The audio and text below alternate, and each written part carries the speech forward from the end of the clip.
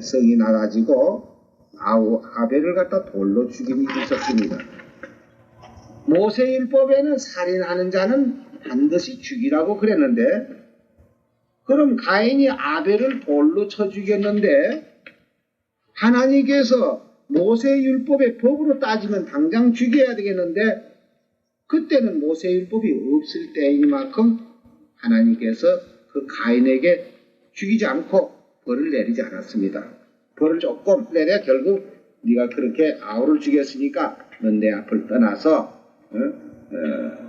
넌 여기 있지 못하다 해가지고 결국 유랑민이 되듯이 그렇게 되기로 했습니다. 그러니까 모세율법을 따지면은 당장 죽여야 될 게지만, 그땐 너 사람을 죽이면은 너는 죽는다 하는 그런 말도 없었고, 사람을 죽이는 데에 대해서는 법이 거기에 기록되어 있지 않기 때문에 살인을 했지만은 그를 갖다가 심한 형을 내릴 수 없었던 것입니다. 그러면 그 외에도 여러 가지 제목이 있는데, 지금은 우리 대한민국에도 법이 있고 성경에도 법이 있습니다. 그러니까 모세율법 10가지 십계명이 있죠.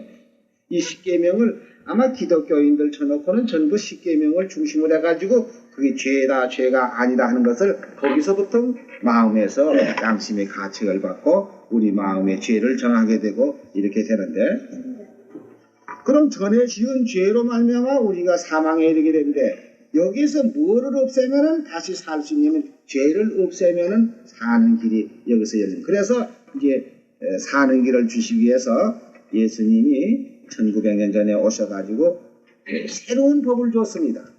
그럼 새로운 법을 어떻게 줬냐면, 옛날에 10가지 계명을 그대로 두면은 침례를 받아도 또 한 가지죠.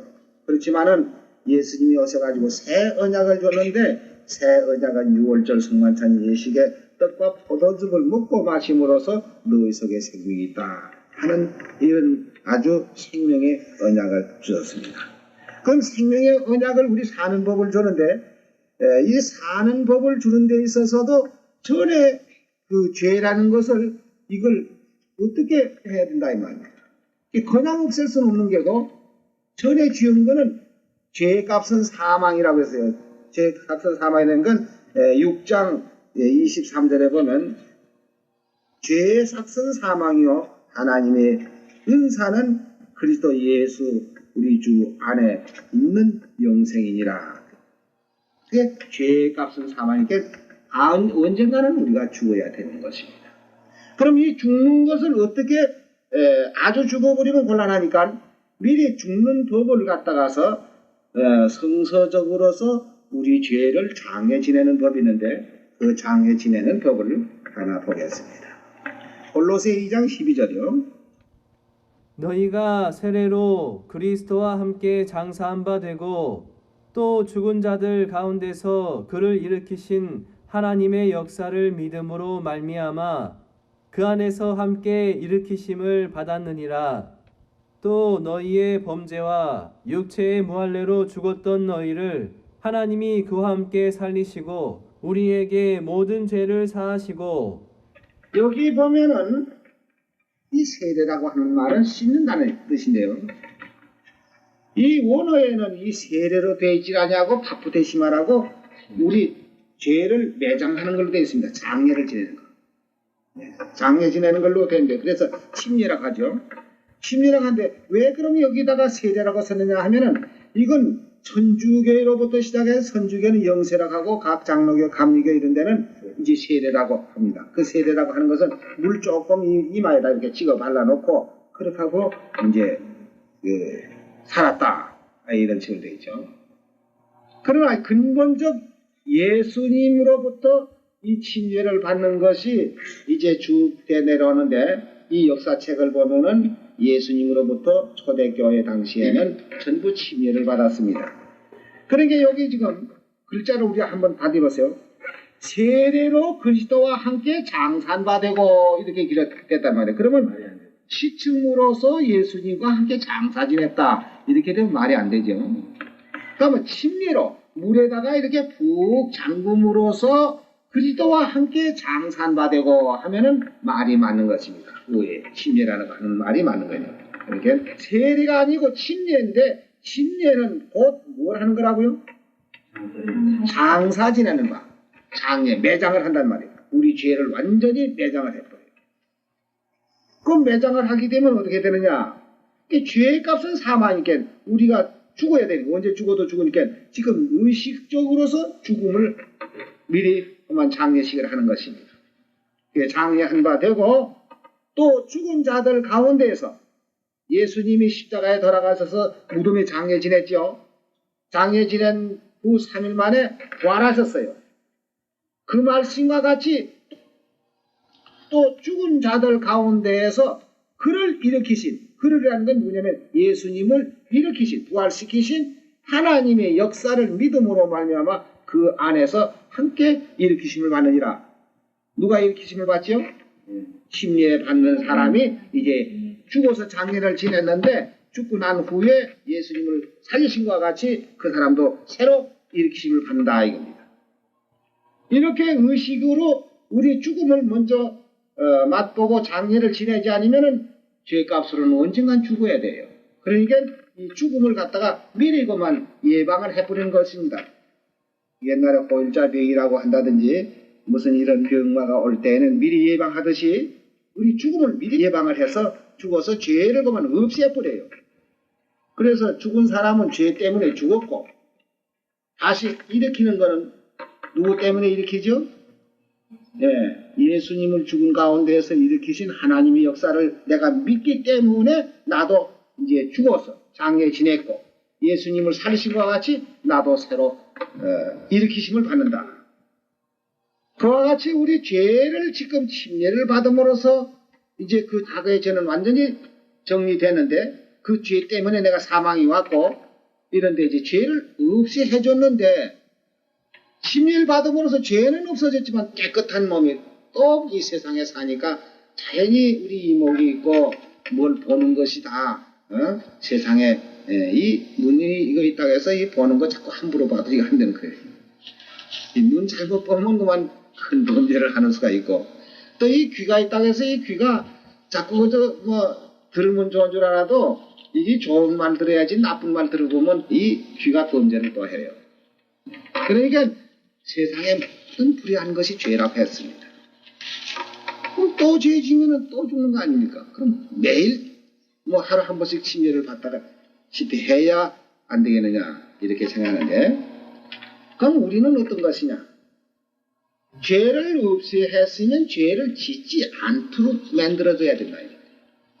좀 이렇게 예를 들어 말씀드리자면은 요새는 과학이 발달됐고 이러기 때문에 바다의 어장들 저 바다에 가서 고기를 그저 많이 잡아가지고도 지금 그거 다 처리합니다. 근데 옛날에는 저 무코지방에서 수림이 이런 고기를 잡든지 너무 많이 잡혀도 큰 걱정이라고. 왜 걱정이냐면 처리를 못해서. 그게 뭐 금방 어떻게 다 팔리면 당해지만은 죽은 고기 그저 하루 이틀만 주면 냄새 나고 썩고 이러니까 그 냉장에 썩어지면 그만 바다에다 퍼내밀고 이러는 일들을 하고 있죠. 그렇지 않으면 이제 그 고기가 다 썩어서 못 먹을 정도 되기 전에 소금을 쳐놓으면 좀 담그면 오랫동안 견딜 수 있습니다. 근데 요새는 과학이 발달해서 냉동실을 만들어가지고요. 벌써 이 어장에 나간다고 할 것은 냉동실부터 먼저 만들어가지고 고기 잡는 쪽 하고다 그만 냉동실에 집으면 다 얼어버려요. 얼으면 암만 실이 가더라도 그 썩질 않습니다. 그래가지고 이제 각 시장으로 빠져서 나와가지고 뭐 고기 잡은 거죠. 한 달 후에라도 팔아먹고 2달 후에라도 팔아먹고 이렇게 해서 할 수 있는 거 뭐냐고. 우리가 죄를 없이 하는 것이 문제보다도 그 없이 하는 죄가 오래 유지할 수 있는 이것이 가장 중요한 건데요. 그럼 우리는 어떻게 해서 죄를 없이 그냥 오래 유지할 수 있느냐 하면은 성한고기 잡아서 소금을 치는 것과 같이 우리 속에다 생명을 넣어야 됩니다. 생명을 넣어야 되는데 어떤 사람은 침례가 여기 침례라고 하지 않으시게 세례를 하니까 씻는다.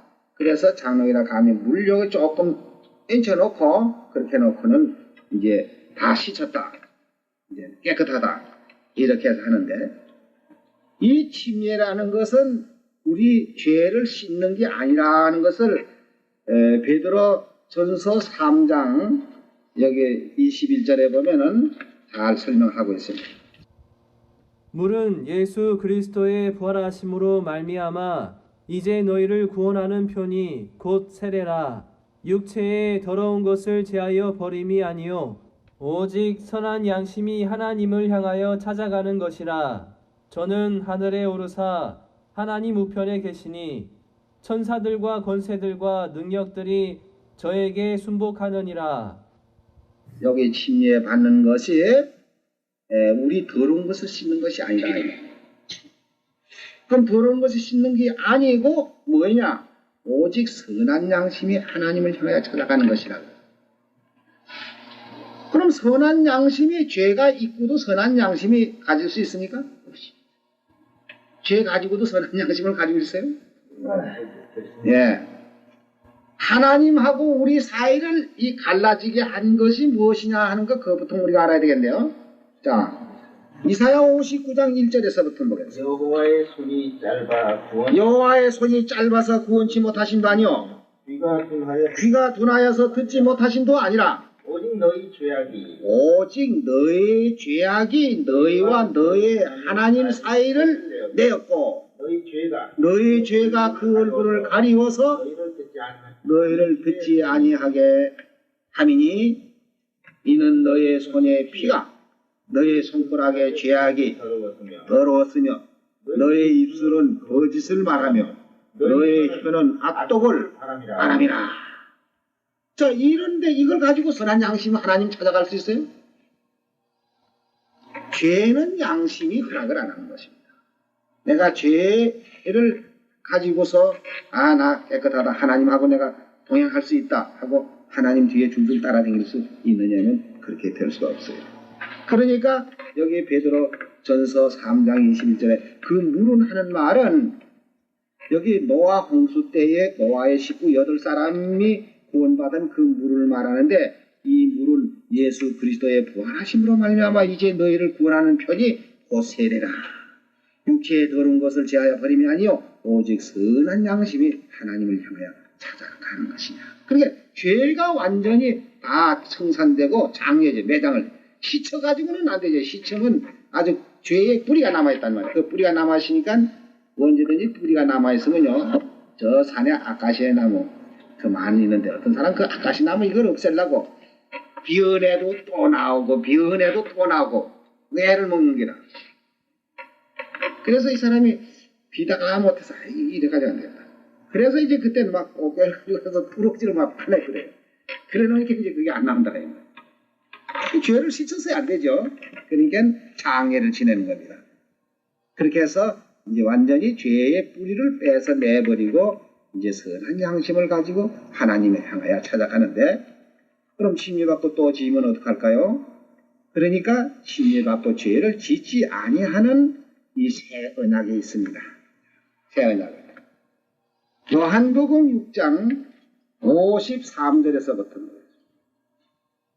예수께서 이르시되 내가 진실로 진실로 너희에게 이르노니 인자의 살을 먹지 아니하고 인자의 피를 마시지 아니하면 너희 속에 생명 없느니라.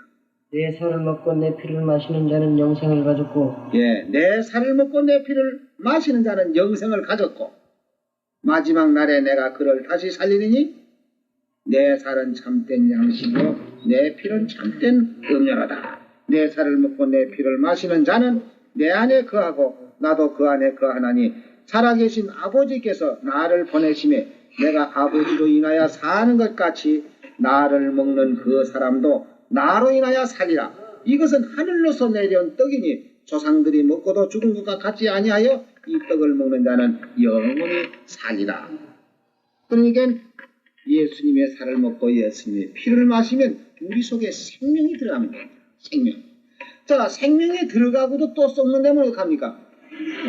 생명이 들어가 있는데도 또 썩는다고 할 수가 없지요. 그러면은 때로는 이제 우리가 침례를 받고도 이 세상에 살다 보면 그 세상 사람과 같이 지내다 보니까 본의 아닌 불의한 것들이 더러 많이 있습니다.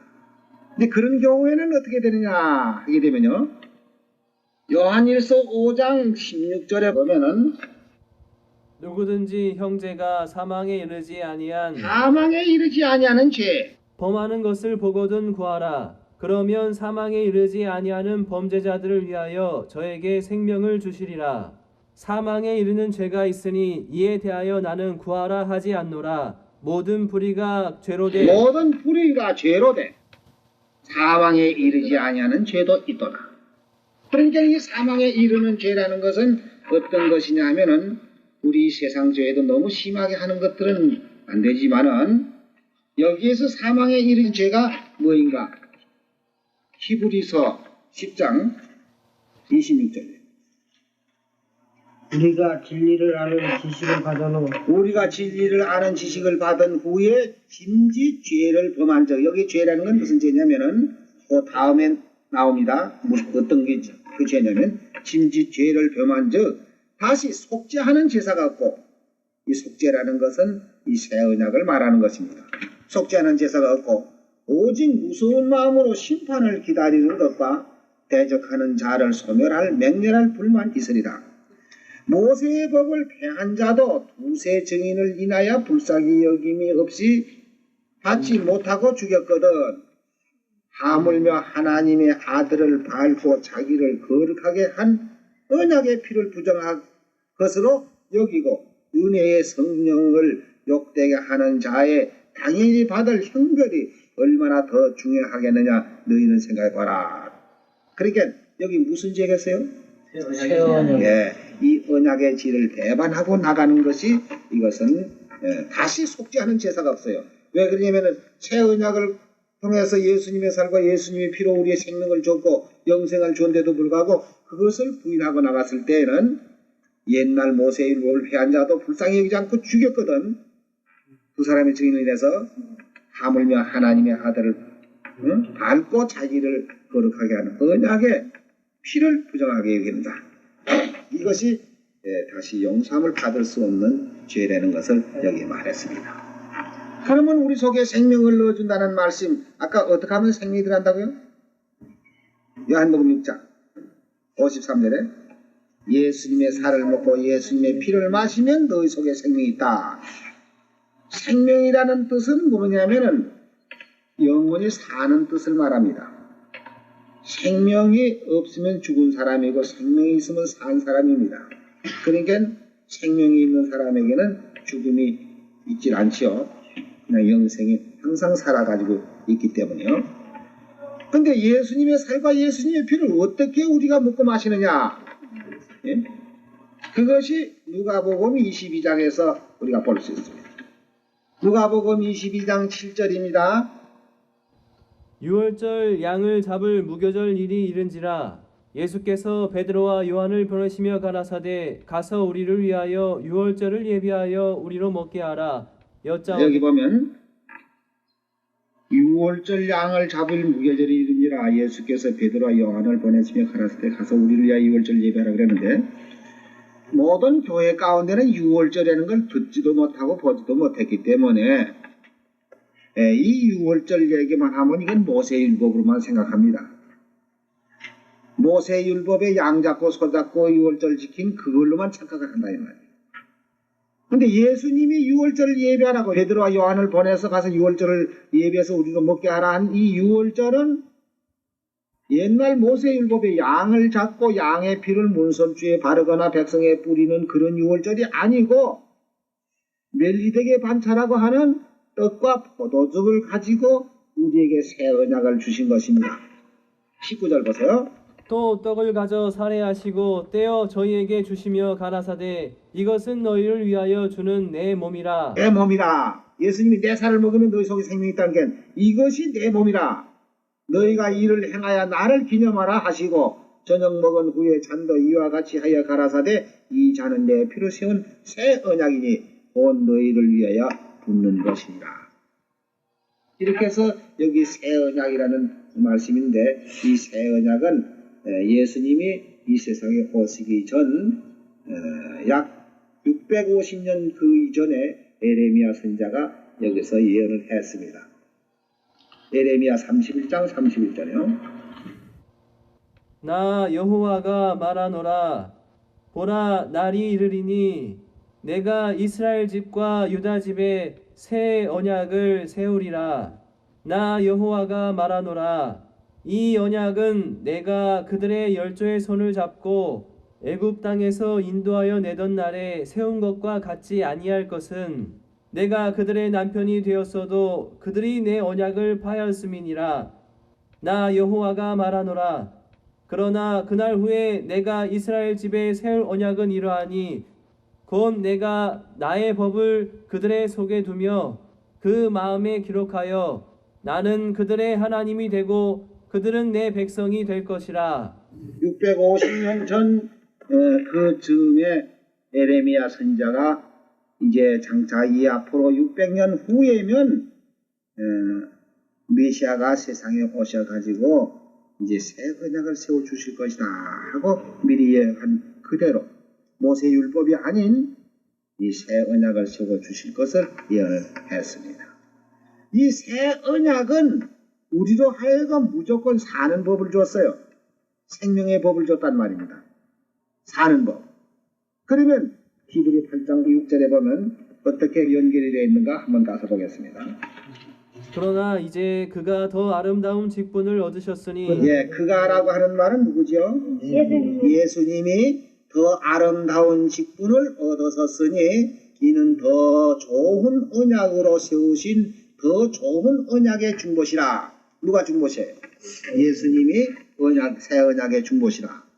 저 첫 언약이 무흠하였다면 흠이 없었더라면 둘째 것을 요구할 일이 없었으려니와 저희를 흠으로 하여 일렀으되 주께서 가라사대 볼지어다 날이 이르리니 내가 이스라엘 집과 유다 집에 새 언약을 세우다. 여기 주께서 가라사대 하는 말은 에레미야 31장 31절에 기록되어 있는 말씀을 이쪽에다가 반복해서 지금 그 예언과 맞춰서 사도 바울이 진리를 증거하고 있는 그 말씀입니다.